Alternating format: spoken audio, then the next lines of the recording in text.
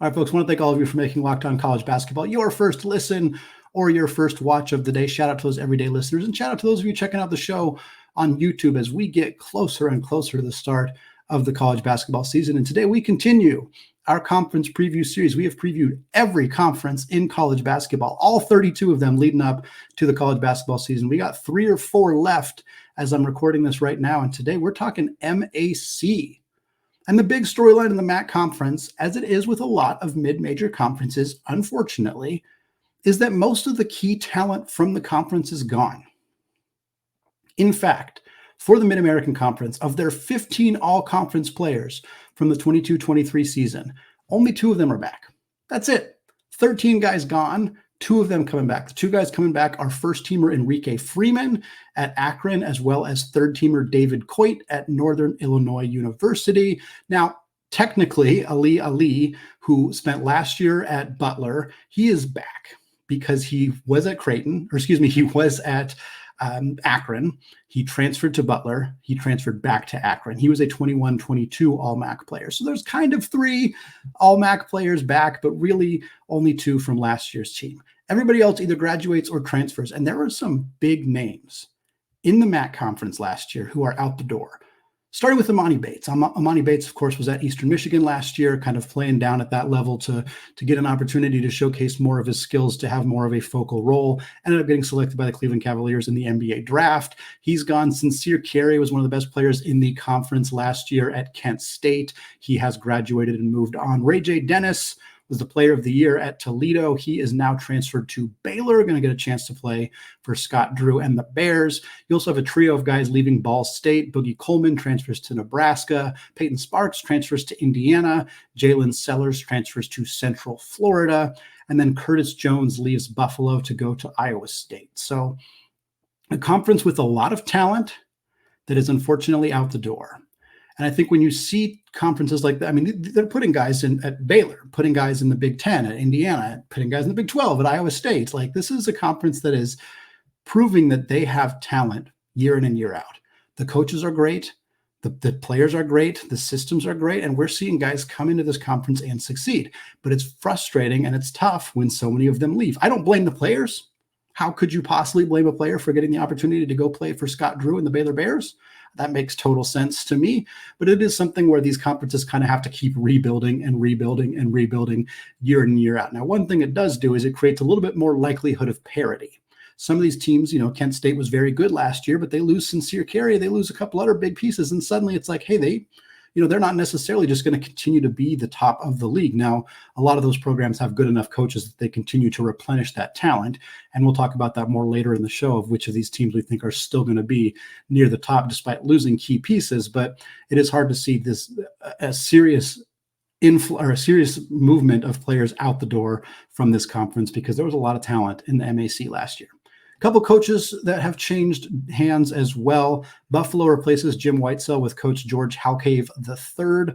Whitesell went 70-49 in his 4 years at Buffalo, but he only went 15-17 last year. And in fact, his record kind of got worse every single year. So I think that's kind of why they decided to finally make a move there.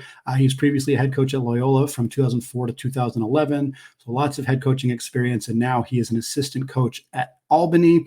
Meanwhile, they bring Halcavage in, spent 15 years as an assistant for Jay Wright at Villanova. 15 years under one of the best coaches in college basketball history. He was an associate head coach for Villanova in that 2021 season when they went 30-8 and went to the Final Four. And in fact, twice, this coach was named a top 50 most impactful assistant, both in 2020 and in 2022. So this is a really nice hire for Buffalo to get Halcavage. Buffalo, of course, a program that also had Nate Oates as their head coach. They have had successful head coaches in the past, taking a shot on somebody who spent over a decade coaching alongside Jay Wright. Totally understandable that they'd be willing to make that move for this program.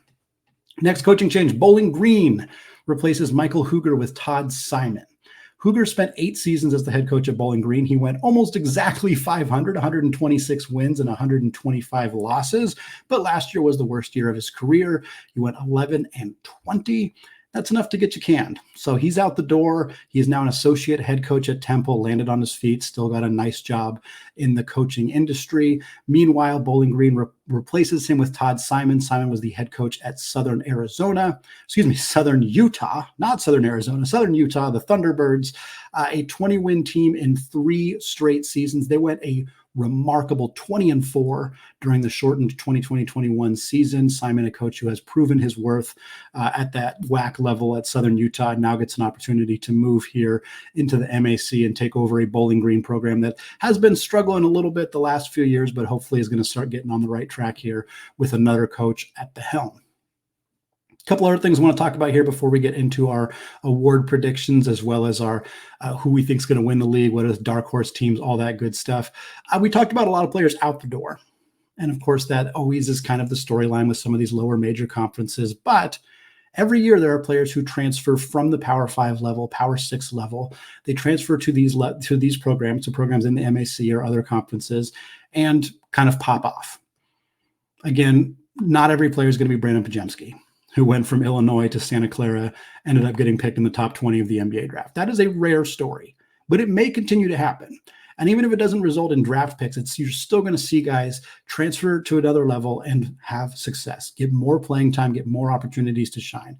And there is a long list of guys who that could be the case for them in this 23-24 season. I'm going to list a few of them here. We'll talk about some of them in more depth as we start looking at our actual predictions for who's going to win the league, dark horse teams, and of course some award predictions as well. We talked about Ali already, went from Butler back to Akron after starting his career at Akron, had a lot of success with that team. So I think certainly a guy who could continue to have that success now that he's back. Trey Thomas goes from Vanderbilt to Bowling Green. Jason Spurgeon also goes to Bowling Green. He comes from Southern Utah, following, of course, his coach Todd Simon, 2 guys who were decently productive. Of course, Vanderbilt in the SEC, Southern Utah in the WAC, but still Spurgeon was a very productive player for them. You also have Tyam Freeman, who's going from Central Florida to Kent State. Sharif Mitchell going from Creighton to Ohio. Philmon Gibript, who's going from DePaul to Northern Illinois. Also, Ethan Butler transferring from Oregon to Northern Illinois, and then closing it out with Javonte Brown transferring from Texas A&M to Western Michigan. There are a handful of other guys transferring in as well, but those are some of the players coming from some of those premier programs, from Power 5 level programs, with the exception of Spurgeon, who I think could make a legitimate impact on their teams this upcoming season in the MAC. Before we get into those award predictions and everything else, I want to talk tiers, as we've been doing here on Locked On College Basketball, trying to rank all of these programs in different tiers amongst their conference. There is 12 teams in the MAC, so we're going to rank them 4 different tiers, 3 teams per tier, starting with tier 1, Akron, Kent State, and Toledo. These are the 3 teams that have been pretty consistently the top of the league. KenPom doesn't quite agree. KenPom has Akron at 102, Kent State at 119, and Toledo at 155, all solid ranked teams. But in tier 2 is where I have Ohio, despite the fact that KenPom likes Ohio a lot better than I do. KenPom has them 114th, which would actually be second in the MAC, but I have them in tier 2 alongside Northern Illinois and Ball State. Northern Illinois comes in at 252. Ball State comes in at 228. Tier 3, Miami of Ohio at 233, Buffalo at 253, and then Bowling Green at 208. Once again, computers seem to like them a little bit more than I do based on their history, but certainly a team that could make the jump, especially with the new coach in Todd Simon. Closing it out with tier 4, which is the Michigan geography tier. We have Central Michigan at 312, Eastern Michigan at 314, and Western Michigan at 318. It's just unique that all 3 of those schools with the Michigan geography names are literally within 6 spots of each other in KenPom. 312, 314, and 318 will be a nice little battle for how those teams can fare this year, although I suspect all 3 of them will be towards the bottom of the standings in the MAC this upcoming season. Well, Akron was just 3 games out of first place last year, but with Ali coming back and Freeman in the mix, are they now the team to beat? We're going to talk about that after a word from today's sponsor, eBay Motors. Passion, drive, and patience. That's what brings home the winning trophy, and it's also what helps keep your ride or die alive. eBay Motors has everything you need to maintain your vehicle and level it up to peak performance. From superchargers, roof racks, exhaust kits, LED headlights, and more. Whether you're into speed, power, or style, eBay Motors has got you covered. And with over 122 million parts to choose from for your ride or die, you will find exactly what you are looking for. And with eBay's Guaranteed Fit, your part is guaranteed to fit your car every single time, or you get your money back. Because with eBay Motors, you're burning rubber, not cash. With all the parts you need at the prices you want, it's easy to turn your car into the MVP and bring home that victory. Keep your car alive at ebaymotors.com. Eligible items only, exclusions apply, and eBay's Guaranteed Fit is only available to U.S. customers. All right, folks, closing out the show today, continuing our conversation about the MAC and who we think is going to be the favorites to win the conference, some dark horse teams who could sneak into that mix, and then we're going to close out the show with our award predictions as well. And we're going to start with Akron. Akron finished third in the MAC last year behind both Kent State and Toledo. We'll talk about them as well. But for Akron, yes, they lose a tremendous scorer in Xavier Castaneda. 21.7 points per game last year. That is a really hard player to replace. Not a lot of dudes averaging over 21 points per game in college basketball. Castaneda was one of the best scorers in the entire sport last year. He's out the door. They also lose Trendon Hankerson, who averaged about 9 points and 4 rebounds, but they keep Enrique Freeman. Enrique Freeman, 17 points per game, 11.2 rebounds last year, one of the best big men in the entire country, a dominant force down on the block for Akron. He's back in the mix. They also return Ali, as we said. He averaged 14 points per game at Akron in the 21-22 season. He transferred to Butler. He averaged 6.5 points per game in a reserve role for the Bulldogs and said, you know what, I want to go back. Left Butler, back to Akron, final year of eligibility. So Ali is back in the mix. Enrique Freeman's back in the mix. They also get Mikhail Dawson back. Now, Dawson missed the entire last season. But during the 21-22 season, when he was healthy, he averaged about 6 points, 3.5 rebounds, played about 24 minutes per night. So not a super prolific scorer, but kind of your glue guy, your do-it-all sort of player. So you get a healthy Dawson back in the mix, a guy who's been in the program for a handful of years. You get Ali back in the mix, who's also been in the program a handful of years. You get Enrique Freeman back, who's one of the best players in the conference, the only first teamer and the only first and second teamer to return to the MAC this upcoming season. So all of that alone puts this team in a really good spot to contend for a championship. And beyond that, they added a transfer in Northern Illinois transfer, Caleb Thornton. Thornton stays in the conference. He was a starting point guard for NIU last year, 30 minutes per game, 8.8 points, 5.3 assists, 1.7 rebounds per game. So you're getting an experienced point guard who's played in this league. You toss him into the mix along with the rest of the squad that you got. You add some bench depth. Wichita State shooting guard Shama Scott didn't play much for the Shockers, only 12 minutes per game, about 2.5 points. But he shot about 36% from deep, so you got a shooter coming off the bench. He should contribute. All of this leads to a situation where Akron looks like the Zips are the team to beat. Having said that, Kent State and Toledo, both fantastic programs. Kent State 15-3 last year. Toledo 16-2 in conference play. The Flashes lost 3 double-digit scores. That includes, of course, Sincere Carey, one of the best players in the conference last year. Meanwhile, Toledo lost 3 guys who averaged 16 or more points per game. Both those teams made additions. Both those teams have good coaches. Both those teams should be right back in the mix. But for me, if I'm looking at these 3 teams that were within 3 games of each other last year, and one team returned their best player, got a couple transfers back, got a guy healthy, versus the other 2 teams who lost their 3 leading scorers, I'm going to lean towards the team in Akron. And I think that they got the best chance of winning the league this year, potentially getting themselves a 12 or a 13 seed in the big dance and making somebody at the top a little bit nervous. What about dark horse teams? It's not necessarily going to be one of those top 3 teams, although it seems pretty likely. If it's going to be somebody else, give me Northern Illinois. Northern Illinois went 13-19 last year. They went 9-9 in the MAC, tied for 6th. However, they return 3 double-digit scores in David Coit, the only other all-MAC player who returned besides Enrique Freeman. Coit averaged 15.5 points per game last year. They also returned another guard, Keshawn Williams, who averaged about 18 points per game last year. And they returned Zariq Nutter, power forward, who averaged 12.5 points per game. So 3 double-digit scores back. They also get their starting center back, Harvin Ebargan, who averaged 5.5 points and 4.4 rebounds in about 21 minutes. And they add an intriguing transfer from DePaul in Philmon Gebrewit. Gebrewit was a fifth-year small forward. He comes over from DePaul. He averaged about 6 points per game. He shot 37.2% from deep. So you're getting a guy who contributed in the Big East. Yes, DePaul's not very good, but a guy who played legitimate minutes for that team, shot 37% from three. You also get a pair of young Power 5 transfers in Ethan Butler and Coran McPherson. Butler's a 6'6" redshirt sophomore from Oregon. He only played about 3.5 minutes per game for the Ducks. And then McPherson's a 6'4" redshirt sophomore from Nebraska who did not play last year.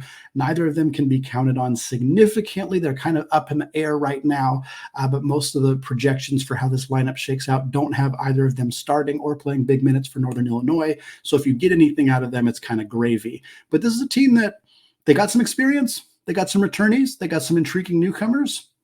I don't think it's crazy to think they go from sixth to second or third, fourth at least, behind those big three. But I think they could legitimately contend to be one of the better teams in this conference. And who knows? You make a deep run in the conference tournament, and suddenly you find yourself back in the big dance, which would be fun for Northern Illinois, a program that hasn't been there in a while, but had some success not that long ago. Looking ahead to our awards before we close out the show here. Player of the Year, I'm going with Enrique Freeman, the only first-teamer to come back. It feels like kind of the obvious choice, but again, he averaged a double-double last year. 16.8 points, 11.2 rebounds. He was a just under 62% shooter from the field. Akron, I expect to be the best team. Freeman, I expect to be the best player on the best team. A guy who already has accolades from the conference in the past. To me, that feels pretty obvious. Honorable mention, again, not rocking the boat here too much. I'm going with David Coit, the other player who was an All-MAC player last year, was a third-teamer. He's returning if NIU makes a run, if they do finish second or third in the conference. He's their leading point guard, or he's their point guard, probably their leading scorer. I think there's a real chance that he could take it in that situation as well. Looking at newcomer or freshman of the year, I'm going with DJ Smith. Haven't talked about DJ Smith yet. He's a guy who transferred from Little Rock to Bowling Green. He averaged 10.3 points and 2.8 assists at Little Rock last year. All indications are that he's going to be the starting point guard for Bowling Green this year. I don't expect Bowling Green to be particularly great, but if they show some signs of life, if they look a little bit better under Coach Todd Simon than they have in the past, if DJ Smith puts up similar or even better numbers, 11 or 12 points, 4 or 5 assists, that might be enough for him to take home this award. I intentionally skipped Ali because he is a newcomer to the conference in the sense that he was at Butler last year, but I felt like that was a little bit of cheating, although he could be the person who takes home this award as well. I also like Gebrewit, the DePaul transfer, who is going to play for NIU this year as well. Coach of the Year, let's stick with Northern Illinois, Rashawn Burno, he went 6-12 his first year. He went 9-9 last year. Keep up the trajectory, goes 12-6 this year, finishes third or fourth. There you go. Like we said, 3 starters back. He adds the DePaul transfer, Gebrewit. I think this is a team on the rise. I think there's a reasonable chance that if they continue that climb, that he could end up being the coach of the year in this conference. And we'll close out the show today with our defensive player of the year, Caleb Thornton at Akron. Again, he was at Northern Illinois last year, their starting point guard, 1.7 steals per game. Now he goes to Akron. I think he's got a chance to put up similar production, but you get more attention for those awards if your team is better and if Akron wins the league like I expect them to do. And Thornton's their starting point guard, and he is top 3, top 5 in the conference in steals. I think that might be enough for him to potentially take this award. I think the front runner is probably Enrique Freeman, but I didn't want to double him up as player of the year and defensive player of the year, although I wouldn't be shocked if at the end of the year, the MAC does in fact give him both of those awards. That's going to wrap us up for today here on the Locked On College Basketball Podcast. Thank you so much for making the show your first listen or your first watch of the day. Shout out to those everyday listeners checking out the show on YouTube as well. We'll be back later this week with more conference previews. We got more other fun stuff, looking at the AP poll, ranking some of the teams, who are we higher on, lower on, some other stuff, all coming your way later this week on Locked On College Basketball. Make sure you hit that subscribe button if you have not done so yet. Thank you so much for listening. And until next time, as always, peace out.